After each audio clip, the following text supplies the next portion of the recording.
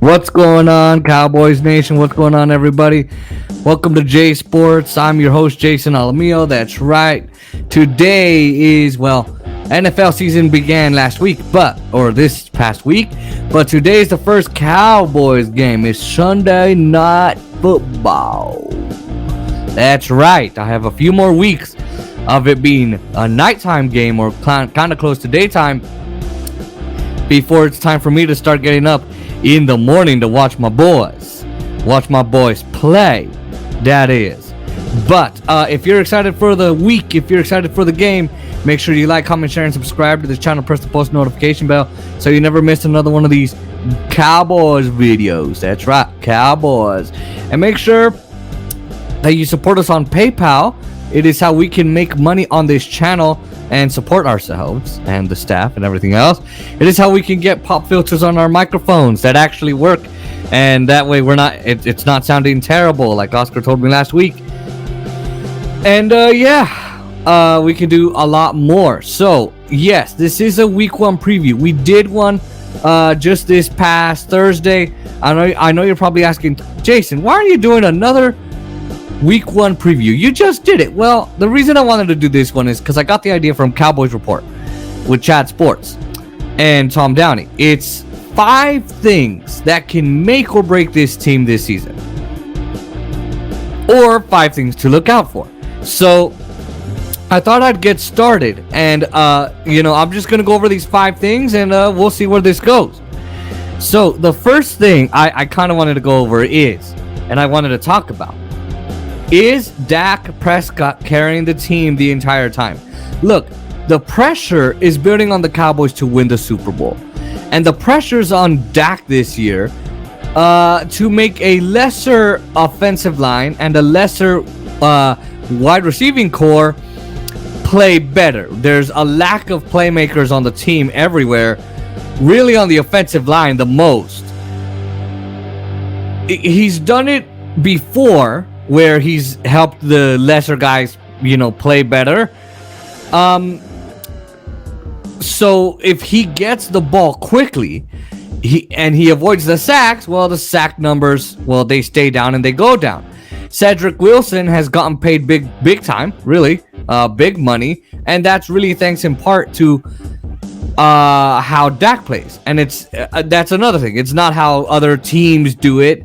It's not how smart teams do it. Look at the Bengals, look at the Chiefs. They threw money. They're throwing money at the O-line if it's not doing well. When it wasn't working, they did that. The Bucs, they added Julio Jones and Russell Gage to the wide receiving core this year. Cowboys didn't do that. They didn't adjust anything. They didn't add anything to their O-line. They just made a first-round pick. That's all they did. They really didn't do much. The Cowboys just aren't smart. Just remember that. Oscar, no, this is not a chance for you to revel in my misery, okay? All right, Oscar? He pretty much loves to try and get on me about that, but Oscar's just jealous because my team is better, even though I'm just not going to go into it. The Cowboys need a top 5 Dak Prescott. The top 5 that we got in the first half of last season. End of the year, he was the top 15 quarterback. But that won't work that won't work if you don't have a better O-line. If you have a lesser offensive line, oh no, it's not going to be good. He needs to be top 5. He needs to ball out. And look, you're still going to lose games, but he needs to be amazing all season, or again, they're just going to lose just like last year, or even more. They might not even make the playoffs. So Dak Prescott should possibly be at the top of his game. He needs to be at the top of his game because, the rest of the team just isn't, and they're not going to be able to, I don't think. Now, the second thing I think the Cowboys should look out for, and that may make or break this team this year, this season, and this game, how do the Cowboys and the Bucs offensive lines handle opposing pass rushers? Now, listen, this is for the Bucs, the Bucs versus Cowboys, but this is a good question for the Cowboys to answer all season long. So, both teams are worried about their offensive lines. The Cowboys are to start Tyler Smith at left guard, Tyler Smith at left tackle, Connor McGovern at left guard, Tyler Biadasz at center. Maybe the right tackle position is less worrisome. Maybe the best position that the Cowboys have. For the Bucs, they feel good about guys like Zach Mason. But they have unknowns at center and left guard. Dan Quinn and Todd Bowles, they can take advantage where they can take advantage here, if you get where I'm going. If we're talking about the Bucs, if you know I'm the Bucs and I want to win, they need to stunt a ton and simulate pressure. Now, I didn't know what stunts really look like. So if you don't know what stunts actually look like, you're basically able to take the defensive tackle and the defensive end, bring one around, and it looks like this. It looks like Tyler Smith, Connor McGovern, Tyler Biadasz. Oops. That's a weak point. All weak points. You confuse that line, generate pressure. Now, they can simulate pressure as well, as I said. The Bucs have 7 men along the front.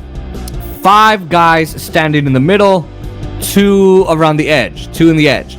You can drop 3 guys back, make it 4, make it 5. Just keep 5, possibly. And then you can simulate pressure. So you're not bringing in more people, but you're confusing the guys as to on the opposing team as to who's coming in, how many, who's dropping. So you can even bring 2 guys on that side, have 1 crash along the defensive line, and then make 1 loop around the edges. And then maybe loop around the edges. That's what you could do. You could also make 1 do that. And then you have guys like Devin White at left guard. You have him, you have someone else follow, his other guys, and then White's all alone around the edge. Now, the Cowboys could do the same thing, ideally. The best thing to do is beat the quarterback by winning with a 4-man front. The Chiefs did, I think the Bills or the Bucs did it before. So there you go, Patriots. You're getting pressure. You're dropping guys in coverage. It's difficult to beat that, successfully, especially if you get the ball quickly. Since guys like Brady and Burrow and sometimes Carr, I hate to admit it, they get the ball quickly. So you need to be able to do that too. The defensive coordinators on both sides need to know how to generate pressure without sacrificing plays on the back end. They do that, they're fine. All right, so now the third thing that could make or break this team, things to look out for, the secondary needs to step up. The Bucs wide receiving core is one of the best in the NFL. Guys like Chris Godwin, Russell Gage, Mike Evans, Julio Jones, Jalen Darton, all those guys, 7 deep. I didn't go over the others, but Chris Godwin and Mike Evans may or may not play today. Okay, fine. But no matter what, the corners, Trayvon Diggs, Jordan Lewis, Anthony Brown, they need to do their jobs. It is up to them on this front. Now, the Cowboys defense was near the top of the NFL in defensive takeaways, or possibly at the top. But it's likely that they will regress in takeaways. They may not force as many turnovers this year as they did last year. Now, the Cowboys did allow a lot of big plays on the flip side. If you look at it, yeah, they had a lot of takeaways, but they allowed a lot of big plays. I remember that. Those issues should possibly also, hopefully, regress. I hope. Maybe Diggs could tackle better. KZ's gone, so you may not allow an 80-yard score, which they blamed it on Diggs, and it wasn't even his fault. Okay, there you go. Another thing that I wanted to get to, second to last, early down success. We have an offensive line that's new, and we have a lack of playmakers at the receiver. So they may just try to run the ball. They should throw it, but again, they're down receivers, and you have a lack of talent there, in my opinion. They need to be better. They need to be a better run team than at the end of last season. Last year, teams played off coverage. They went light boxes, and they dared the Cowboys to run the football, and the Cowboys didn't do it, despite them being dared to by other teams. So if the teams want to take the ball and run it, teams like the Cowboys, then they need to not play for third downs. If you do that, you'll just lose. The Cowboys, they can't have their drives be too much over, and then they can't settle or be punting to just move forward most of the time. They can't run the ball to 3rd and 5 and then expect the QB like Dak Prescott to perform at such a high rate. It would take an unreal defense, an unreal offensive play to do that. Now, if you're doing 3rd and 5 in your first 2 drives, you're most likely just gonna miss one. Meaning, like it basically means that you're punting and you're not scoring, which is a problem. Now the Cowboys need to get first downs before third downs. You're gonna have more success if you can get to first downs, because, well, everyone else is gonna be moving even quicker, and if you can get to first down quickly, well, or even faster, you're golden. You're fine. Now the 5th and final thing, number 5, that the Cowboys need to look out for, 5 things to watch out for, things that could make or break the team. We need creativity on offense. Kellen Moore. The first 3 years, Kellen Moore and the Cowboys have had creativity. They are creative. And then they just play the blame game because things don't work out. The Cowboys do well at the beginning of the season, and then things continue to go well for them, as it all works out for them. And then they fail to adjust when things get kind of tricky. So as the season goes on, they're failing. They need to scheme touches for their guys.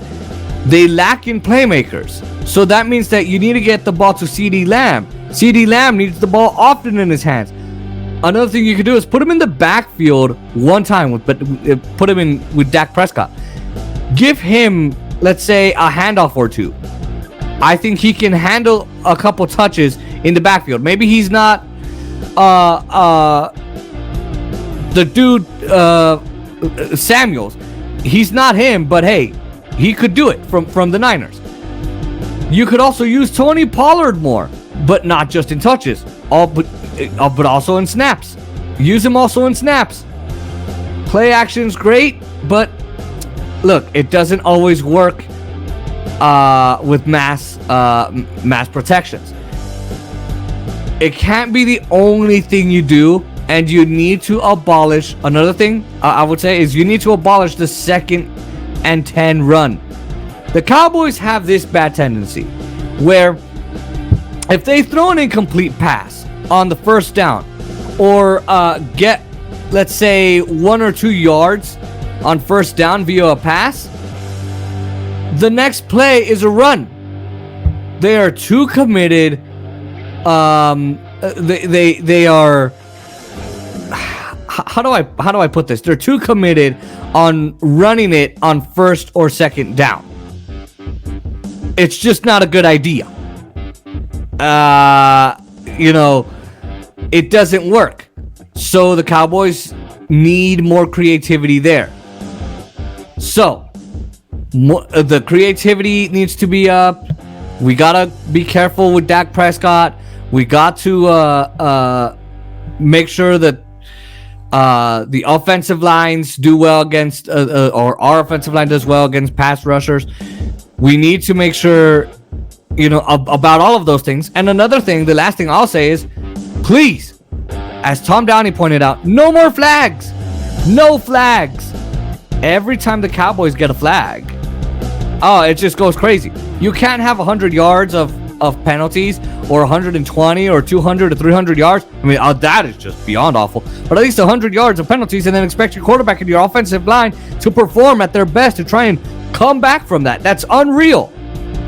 So please, Anthony Brown, Tyler Smith, the most penalized dude in the league. I don't know how Jerry Jones goes to get him, and then goes to get Jason Peters because he says he has confidence in Tyler Smith. Jerry Jones is an idiot. Anyway, before I go there, please no penalties, boys. Please no penalties. I mean, for all Cowboys fans' sake, for our sanity, I would appreciate it if you didn't do any penalties.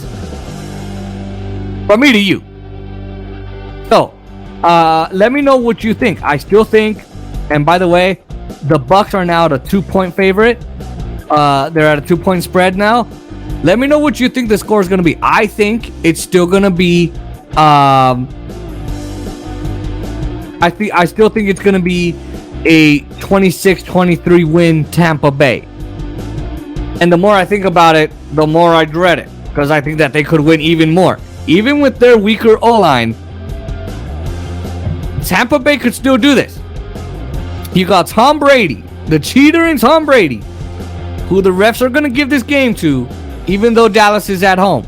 So, again, I still think it's going to be 26-23 Tampa Bay, Sunday Night Football, 5 p.m. Pacific, 7 p.m. Eastern, 7 p.m. Central, 8 p.m. Eastern.